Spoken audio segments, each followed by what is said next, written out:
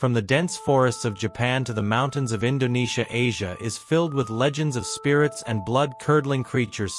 Some protect ancient secrets while others delight in terrorizing the living. In Japan, yūrei are the spirits of people who died with intense emotions such as anger, revenge, or unrequited love.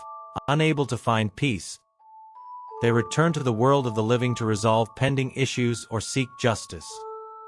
One of the most famous yūrei is Oa, the protagonist of the play Yatsukaden, betrayed by her husband. Oiga returns as a deformed spirit to take revenge on those who harmed her, turning her story into one of the best-known legends of Japan. In the folklore of Indonesia and Malaysia, the Penti is the spirit of a woman who died during pregnancy or childbirth. Her appearance is beautiful with skin and long black hair, but hides a monstrous face and a thirst for revenge. It is said that the Pontianak brings its victims, mainly men, with soft laughter or baby cries. Once they are close enough, it reveals its true form and attacks. To protect oneself from it, one must drive a nail into the back of one's neck. The aswang is a shape-shifting creature from Philippine folklore that can take human forms during the day, but at night transforms into a predatory monster. Its versions vary by region, from vampires to and werewolves to cannibal witches. One of the most terrifying variants is that of the tik-tik, a type of aswang that specializes in attacking pregnant women by sucking the life out of fetuses with a long, pointed tongue. Filipinos believe that keeping garlic vinegar or salt can repel these spirits.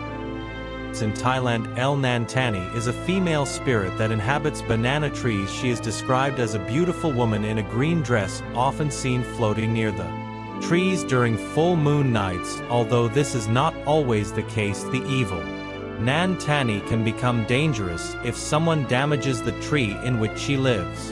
The locals often place offerings of food and flowers at the foot of these trees to appease the Nantani and avoid her wrath.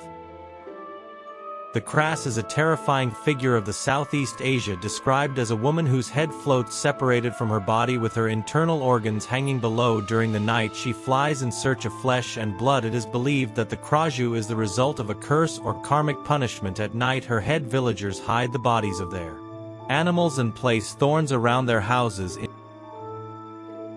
In Chinese folklore, hungry ghosts are the souls of people who died violently or who lived a life of excess and selfishness, are said to be trapped in an eternal state of hunger, unable to satisfy themselves. During the festival of the hungry ghosts, the Chinese make offerings of food, incense, and paper money to appease these spirits and avoid their wrath. Although they are not always malicious, the hungry ghosts are a reminder of the consequences of karma. It is a Chinese vampiric spirit that is distinguished by its peculiar way of moving by jumping stiffly with its arms outstretched because its body is stiff from decomposition. It attacks the living by absorbing their vital energy chi. The villagers believe that mirrors, garlic, and glutinous rice can repel a vampire. In many stories, these vampires arise when a body does not receive the proper funeral rites, or if it was exposed to an evil spell. The spirits of Asian folklore, not only they are stories to scare, they are also reflections of the cultures, values, and beliefs of the societies that created them.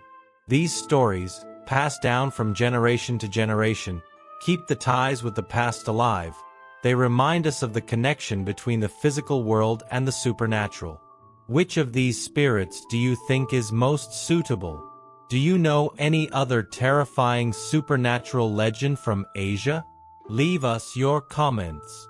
And don't forget to subscribe to discover more fascinating stories.